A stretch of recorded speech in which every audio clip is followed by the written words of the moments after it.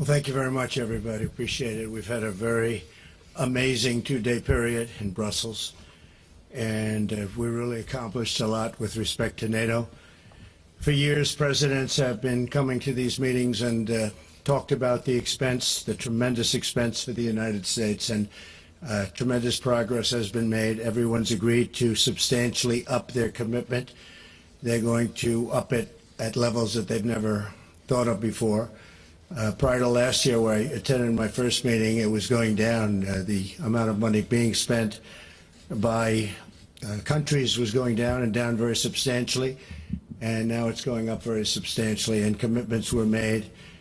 Only 5 of 29 countries were making their commitment, and that's now changed. The commitment was at 2%. Ultimately, that'll be going up quite a bit higher than that. So we made a tremendous amount of progress today. It's been about, at a minimum, they estimate, and they're going to be giving you exact numbers, but since last year, they've raised an additional $33 billion. That's been put up by the various countries, not including the United States. And the United States commitment to NATO is very strong, remains very strong, but primarily because everyone, the spirit they have, the amount of money they're willing to spend, the additional money that they will be putting up has been really, really amazing to see it. To see the level of spirit in that room is incredible. And I hope that we're going to be able to get along with Russia. I think that we probably will be able to. The people in the room think so, but they nevertheless, they really stepped up their commitment and stepped it up like they never have before. So we took in an additional 33. The number could actually be higher than 40 when they give you the final number. The Secretary General Stoltenberg will be giving those numbers sometime today, probably in his concluding press statement. But we are doing numbers like they've never done before or ever seen before. And you'll be seeing that, and I guess you'll be hearing that a little bit later. Okay, we have our Secretary of State, as you know, and we have John is here. So if you have any questions for the three of us, Mike Pompeo just got back from a third trip, as you know, to North Korea. He's become a true expert on the trips to North Korea, the best way to get there, the best way to get out. And he gets along very well, and he's doing a great job over there. Yes, ma'am. Yes.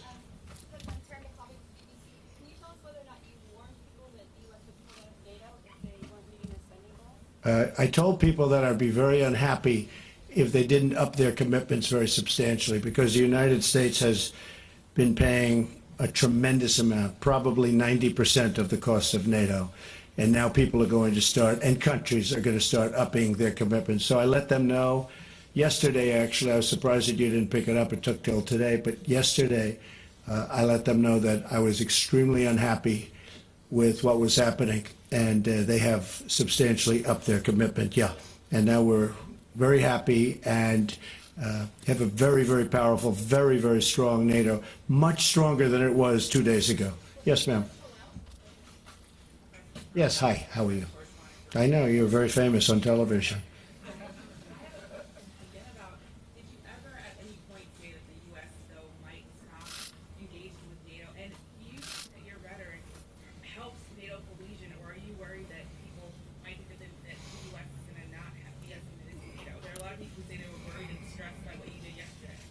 Well, they were probably worried because the United States was not being treated fairly, but now we are, because the commitment has been up so much.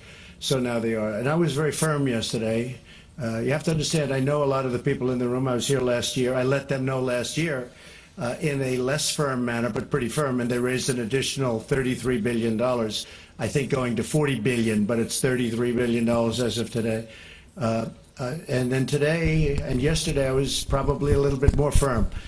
But I believe in NATO. I think NATO is very important, probably the greatest ever done. But the United States was paying for anywhere from 70 to 90% of it, depending on the way you calculate. That's not fair to the United States. In addition to that, as you know, we're in negotiations with the EU, and we're going to be meeting with them next week.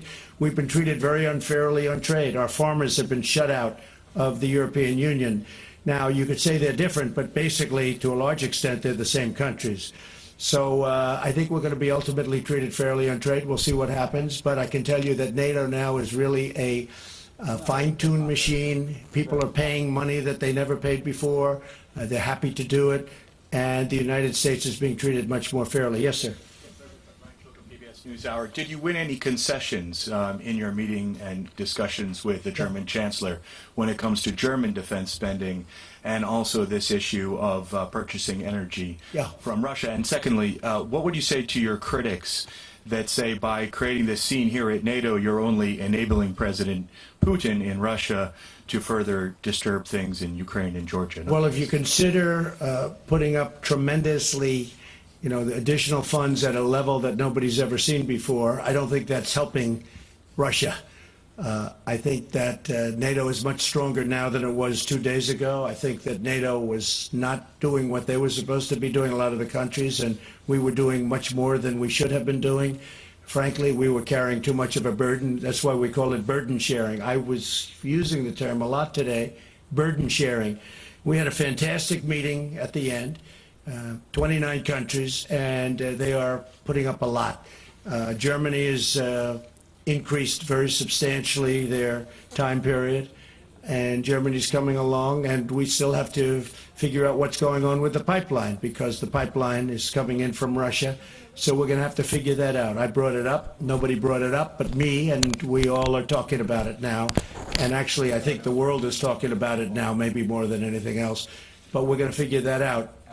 And frankly, maybe everybody's going to have a good relationship with Russia, so there'll be a lot less problem with the pipeline. But to me, that was a very major point of contention. We discussed it at length today. Germany has agreed to do a lot better than they were doing, and we're very happy with that. We had a very good relationship with Angela Merkel. Yes. Mr. President. Yeah, go ahead. Hi, thank you. Margaret Talla from Bloomberg. Yes. After all these years, I know, Margaret. Go ahead. Thank you.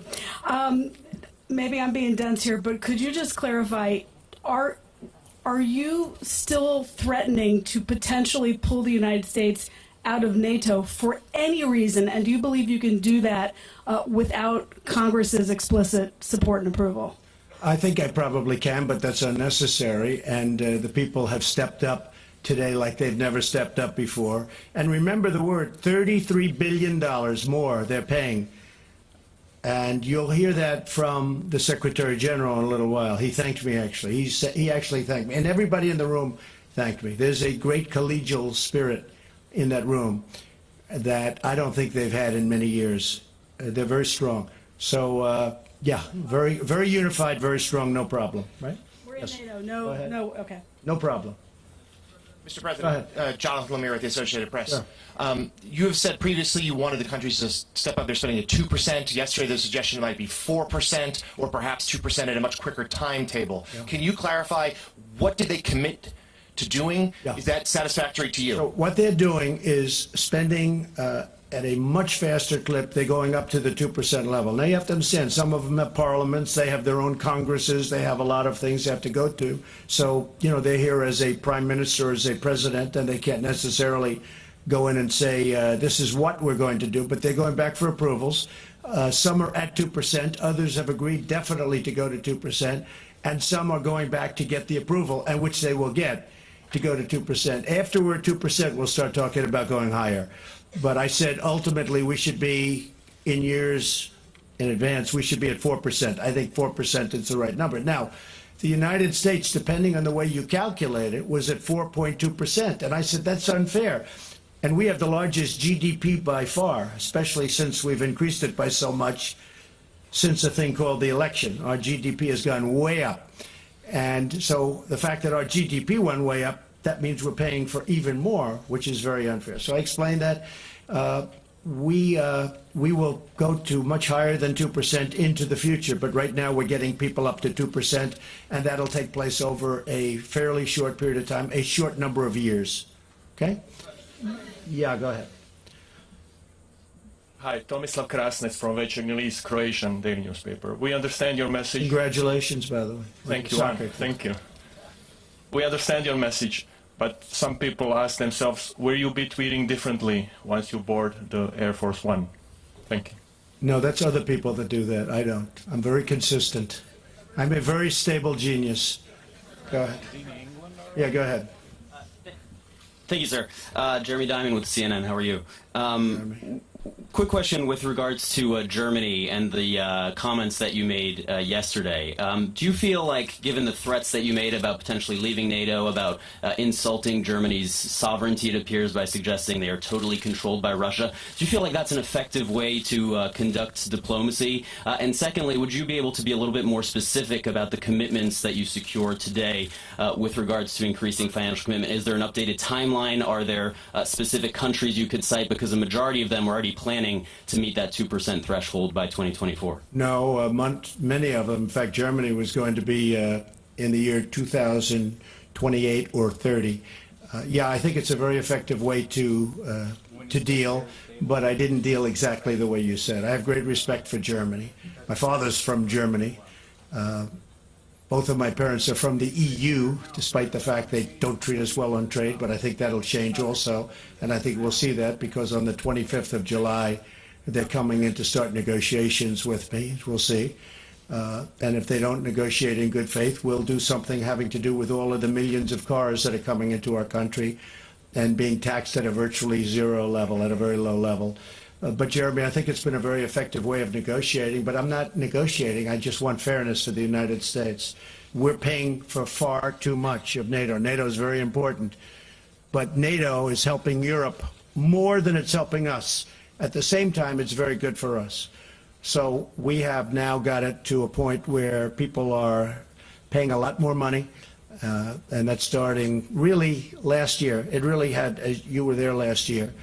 And last year we had a big impact. Again, we took in $33 billion more.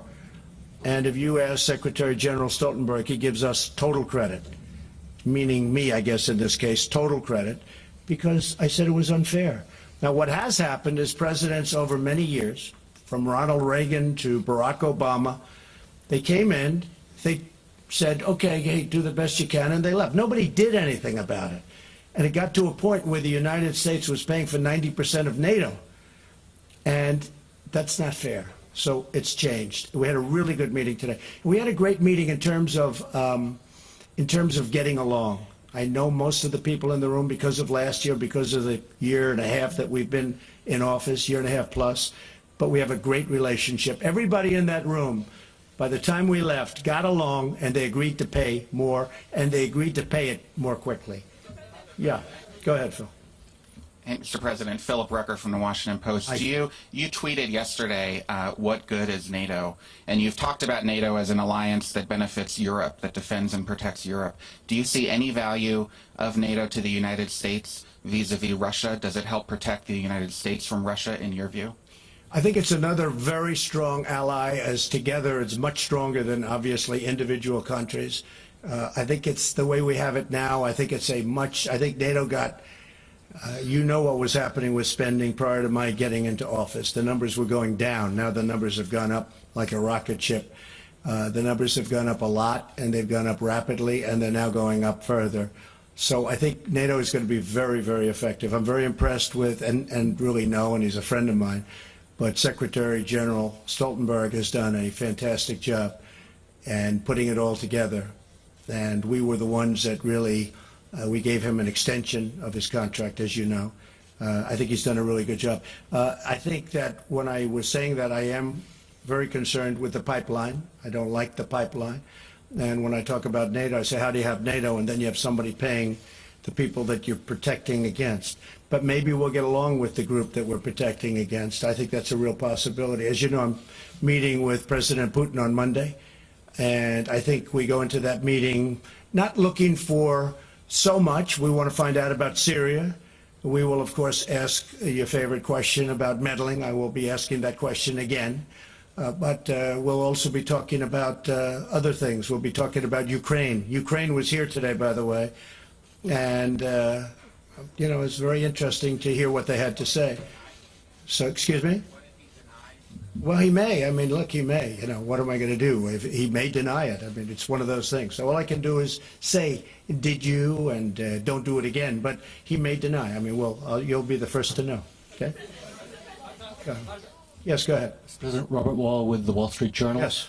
If Hi, the Robert. Germans and the Canadians and others don't come up to 2%, what is your fallback position? How will you up the pressure to make them actually? Well, they will.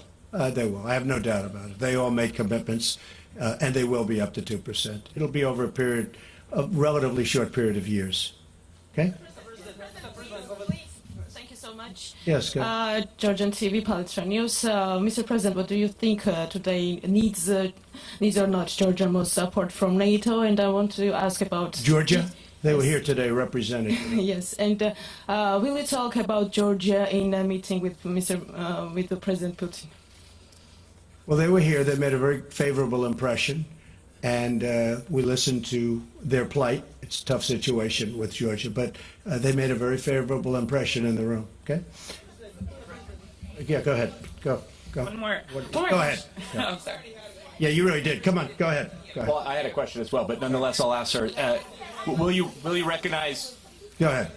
Will you recognize Russia's Will you recognize Crimea as part of Russia when you meet Well, that's an President? interesting question because, long before I got here, President Obama allowed that to happen. That was on his watch, not on my watch. People like to say, oh, Crimea, but the fact is they built bridges to Crimea. They just opened a big bridge that was started years ago. They built, I think, a submarine port, substantially added billions of dollars. So that was on Barack Obama's watch. That was not on Trump's watch. Would I have allowed it to happen? No, I would not have allowed it to happen. But he did allow it to happen. So that was his determination. What will happen with Crimea from this point on, that I can't tell you. But I'm not happy about Crimea. But again, that was Barack Obama's watch, not Trump's watch. Yeah, go ahead, sure. Jeff Mason from Reuters, Sure. Mr. President. I know, Jeff. Regarding your summit with President Putin, will you be raising arms control issues? Would you like Yes. to extend New START, and will you raise concerns about violations of the INF Treaty? Yes. And as a follow-up to the NATO meeting today, will you suggest to him, or would you consider stopping military exercises in the Baltic states if that's something that he requests? Well, perhaps we'll talk about that. But I will say that we are going to be talking about those three issues and many more. We'll be talking about it, Jeff. Okay? Go ahead. Go ahead. Ivo Caizzi, Corriere della Sera. We are in the NATO headquarters that costed almost the double as planned before. I would like to know if you are planning to guarantee the taxpayers that the new money that is flowing into NATO will be spent in the best possible way, especially the money coming from countries that have several problems with the public finances. Well, the money will be spent properly. And one of the things that we have many wealthy countries with us today, but we have some that aren't so wealthy. And they did ask me if they could buy the military equipment and could I help them out? And we will help them out a little bit. We're not going to finance it for them, but we'll make sure that they're able to get payments and various other things so they can buy. Because the United States makes by far the best military equipment in the world, the best jets, the best missiles, the best guns, the best everything. We make by far. I mean, that's one thing. I guess I assumed it prior to taking office, but I really learned since being president, our equipment is so much better than anybody else's equipment. When you look at our companies, Lockheed and Boeing and Grumman, what the material, the equipment that we make is so far superior. Everybody wants to buy our equipment. In fact, it's a question, can they make it? Because they are doing very well. Can they make it for so many people? So we are helping some of those countries get online and buy the best equipment. Yeah, go ahead. Hi, I'm Kristen Brown with Fox News. On your upcoming summit with President Putin, did any of your allies here express any specific concerns or talk to you about any messages that they'd like you to take with you when you go to the summit? Just the opposite of concern. They actually, and they'll probably come out with a little bit of an edict, but they actually thanked me for meeting with President Putin. I look forward to the meeting. They thanked me. They thought it was a great thing that I was doing it, and they gave us our best wishes, or their best wishes. Now, with that being said, we'll see what happens. Just a loose meeting. It's not going to be big schedule. I don't think it should take a very long period of time, and we'll see where it leads. But it could lead to something very productive, and maybe it's not. But I think meeting with people is great. We had a great meeting with Chairman Kim, and I'll tell you, Mike Pompeo did a fantastic job. I might ask you to say a few words, Mike, while you're here. Just 1 second. Mike, go ahead. Thank you, Mr. President. So I did. I returned, actually came straight from North Korea with a couple of stops here to Brussels. We had a productive conversation. There remains a great deal of work to do, but I think most importantly, my counterpart Kim Yong-chol made a commitment consistent with what President Trump was able to achieve with Chairman Kim, which was they intend to denuclearize, they're going to accomplish it, and now the task is to get it implemented. I think just to finish on that, you know, it's so important. That was an amazing, really an amazing meeting, I thought. And I really think that we established very good relationships. We'll see where it all lands, but there have been no missile tests. There have been no research. They have blown up a site. I hear they're blowing up another site, missile site. They've taken down all of the propaganda. In fact, somebody said there's no more music playing at the borderline. You know, the music was going on for many years. They said recently that, wow, there's no more of the heavy music and the propaganda. They've done a lot of things, and we got back our 3 hostages. So it's a good process. But the main thing is there have been no rocket launches. There have been no missile tests. There's been no nuclear tests, no explosions, no nothing for almost 9 months. Okay. Yeah, please. Sure. Ewan McCaskill from The Guardian. Your trip to the UK. There are lots of protests planned in London and elsewhere. How do you feel about that? I think it's fine. I mean, I think they like me a lot in the UK. I think they agree with me on immigration. I'm very strong on immigration. I made a point today. I said, you've got to stop. You're ruining you're going to have a lot of problems. You see what's going on throughout the world with immigration. I probably, at least partially, won an election because of immigration.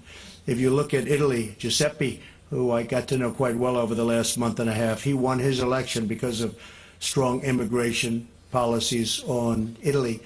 I think that a lot of the people in the UK, I think that's why Brexit happened.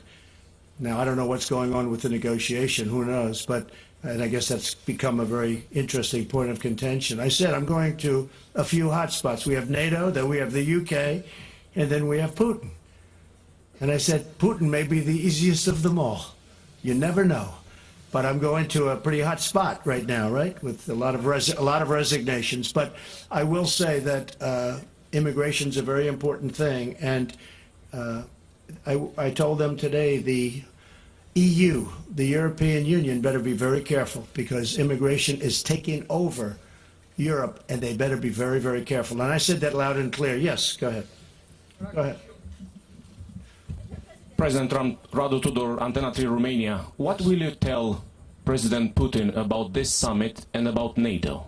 Well, I think he's going to see about this summit. This has turned out to be a very successful summit. This is, I think really that NATO is more put together right now, is more coordinated, and I think there's a better spirit for NATO right now than perhaps they've ever had. It's richer than it ever was. The commitments are made at a higher level than they've ever been made, and the money to be paid out faster, far faster. You know, the 2% was a range, a goal. It wasn't something that they were committed to. Now it's a commitment. There's a big difference, the 2% number. And that's why so many people weren't reaching it or hitting it. It was just sort of like this amorphous number out there. Now it's a commitment, a real commitment. I think he's going to see that there's great unity, great spirit, great esprit de corps. And I think we're going to have a good meeting. Regardless of that, I think we're going to have a good meeting. But this was a fantastic 2 days. This was a really fantastic, it all came together at the end. And yes, it was a little tough for a little while, but ultimately, you can ask anybody at that meeting, they're really liking what happened over the last 2 days. There's a great, great spirit leaving that room. Yes, sir, go ahead, please.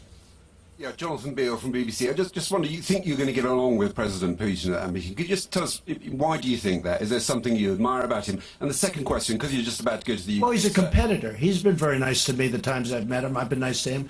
He's a competitor. You know, somebody was saying, is he an enemy? No, he's not my enemy. Is he a friend? No, I don't know him well enough. but the couple of times that I've gotten to meet him, we got along very well. You saw that. I hope we get along well. I think we get along well. But ultimately, he's a competitor. He's representing Russia. I'm representing the United States. So, in a sense, we're competitors. Not a question of friend or enemy. He's not my enemy. And hopefully someday, maybe he'll be a friend. It could happen. But I just don't know him very well. I've met him a couple of times, and when I did meet him, most of you people were there. Yes. And Brexit, sorry, sir, because you are going to the UK. What will be your message on Brexit? Well, Brexit is, I've been reading a lot about Brexit over the last couple of days, and it seems to be turning a little bit differently, where they're getting at least partially involved back with the European Union. I have no message. It's not for me to say. I own a lot of property there. I'm going to Scotland while I wait for the meeting. I have Turnberry in Scotland, which is a magical place, one of my favorite places. I'm going there for 2 days while I wait for the Monday meeting. But it's not for me to say what they should be doing in the UK. I have great friendships. My mother was born in Scotland. I have great friendships over there. We have a wonderful ambassador, Woody Johnson. And he's doing by the way, Woody's doing a great job. But it's not for me to say. I'd like to see him be able to work it out so it could go quickly, whatever they work out. Is it heartbreaking? Oh, hard Brexit, I see. I thought you said it was heartbreaking. I said, that might be going a little bit too far, right? Heartbreaking. Is it heartbreaking? A lot of things are heartbreaking. No, I would say that, Brexit is Brexit. It's not like... I guess when you use the term hard Brexit, I assume that's what you mean. The people voted to break it up, so I would imagine that's what they'll do, but maybe they're taking a little bit of a different route. So I don't know if that's what they voted for. I just want the people to be happy. They're great people, and I do think sure there'll be protests, because there are always protests, but I think there were protests the night of the election both ways. But in the end, we got to 306 electoral votes. And one state that, is interesting, one of the states we won, Wisconsin. I didn't even realize this until fairly recently. That was the one state that Ronald Reagan didn't win when he ran the board. His second time. He didn't win Wisconsin, and we won Wisconsin. So, we had a great night. Protests, there might be protests, but I believe that the people in the UK, Scotland, Ireland, as you know, I have property in Ireland, I have property all over. I think that those people, they like me a lot, and they agree with me on immigration. And I think that's why you have Brexit in the first place, because of immigration. Yes, ma'am. Yeah, go ahead. Greta Karvala from Finland. What would be the best deal with Putin when you come to Helsinki? And don't you think that your harsh diplomacy that you are playing in the same goal that Putin with your harsh diplomacy towards EU and NATO? Well, I can't tell you what would be the ultimate. What would be the ultimate? Well, let's see. No more nuclear weapons anywhere in the world would be the ultimate, okay? No more wars, no more problems, no more conflict. Let's find a cure to every disease known to mankind or womankind. That would be my ultimate, okay? And we'll start from there. Okay. Yeah, go ahead. Me. There's Mahjouba Naurouzi from Afghan service in BBC World Service. So I would like to ask you, Mr. President, that Afghan president is going to be here. He's here right now. He's here. And are you going to meet him? And what have you got to say to him? And when the war is going to end in Afghanistan, because people are fed up now and they want to know. I agree with that. I very much agree. It's been going on for a long time. We've made a lot of progress, but it's been going on for a long time. We've made a lot of progress in Afghanistan, I will say. Yes, your president is here right now. In fact, he's in the room. When I'm finished with this, I'm going right back into that room. Please, Georgian Public Broadcaster, Mr. President, can you tell us what do you think about future membership of Georgia in NATO, please? Well, at a certain point, they'll have a chance. Not right now. They just left the room. But at a certain point, they'll have a chance. Yes, sir. Go ahead. Barza Hassan, reporter for Kurdistan 24. Are you going to continue to support the Kurdish forces, Peshmerga, in Iraq? Thank you. I think the Kurds are great people. They're incredible fighters. They're wonderful, warm, intelligent allies in many cases, as you know. It's different groups of people, but they're great people. I really do. I believe they're great people. Yes, go ahead, please. Mr. President, Marcus Price, working with ARD German TV. Yes. You said Putin isn't an enemy, isn't a friend, it's just a competitor. Competitor. Do you consider him as a security threat for Europe or to the US? Thank you. Hey, I don't want him to be, and that's, I guess, why we have NATO. And that's why we have a United States that just had the largest military budget ever, $700 billion approved, $716 billion next year. No, I hope that we'll be able to get along. I've said from day one, whether it's China or Russia, you know, we're working on trade with China right now, and I don't say that's an easy situation, because that's been years of abuse of the United States by presidents, frankly, that allowed that to happen. So I've taken over a lot of bad hands, and I'm fixing each one of them, and I'm fixing them well. But China is going to be, I think, very successfully ultimately taken care of. I have a great respect for their president, as you know. President Xi spent 2 days there. It was among the most magical 2 days I've ever lived. And I think we're going to end up doing something very good with China. Right now we're in a pretty nasty trade battle, but I think ultimately that'll work out. I really think we have a big advantage. You know, we picked up $8 trillion in value and worth since I became president, and we're close to 2 times the size of China. A lot of people don't know that. And, you know, we're going to negotiate a fair deal if that's possible. Okay. And Russia, I think getting along with Russia also would be a very good thing. Yes, go ahead. Jamal Musawi from BBC Persian TV. We have seen escalation of tension between you and the Iranians. What is your exit plan, Mr. President? I would say there might be an escalation between us and the Iranians. I agree with They are threatening... By the way, they're treating us with much more respect right now than they did in the past. And I know they're having a lot of problems and their economy is collapsing. But I will tell you this, at a certain point, they're going to call me and they're going to say, let's make a deal. And we'll make a deal. But they're feeling a lot of pain right now. Yes, go ahead. Go ahead. Go ahead. Go ahead. Mr. President, do you expect the rise of the Russian influence in Macedonia following the starting of negotiation process like we've seen in Montenegro with alleged coup? And what will NATO and United States do to counter that Russian influence in the Western Balkans? We never talk about our future plans. Yes, go ahead, ma'am. Go ahead. Go ahead. Thank you very much, Mr. President. Thank you very much. My name is Ala Shali from Rodot TV from Kurdistan, Iraq. My question is about the government of Iraq. You know, after 2 months election, the government in Iraq has not been formed. What's the role from USA? And you want to talk about Syria with President Putin. Can I have any information about Kurds in Syria? Thank you very much. So I hope we get along well with Iraq. We've certainly spent a great fortune in Iraq, and many, many lives, thousands and hundreds of thousands of lives, if you think, on both sides, which I always think about both sides, not just our side. And they had an election, and I hope we're going to be able to get along, and we'll see how that goes. We've already been talking to the people that won the election. I was not in favor of that war. I was very much against that war. I never thought it was a good thing, but that's another deck of cards that I inherited, and we'll do the best we can with it. I think the election was pretty conclusive, and again, we've spoken to them. We'll see what happens. Yes, sir, go ahead. Go ahead. To the next event, we have time for one more question. Good. I'm Asia Atrous from Asabah newspaper in Tunisia. I come from a very far country, a small country in northern Africa, Tunisia. My question, Mr. President, we really admire what you are doing in North Africa, and we really wish and hope that something again will be done in the Middle East to avoid people more wars and more blood and more killings in the Middle East with a just peace process that gives everyone its... We're looking for peace, and Africa, as you know, is it's on our very strong list. But we're looking for peace. We want peace all over. We want to solve problems. We're looking for peace.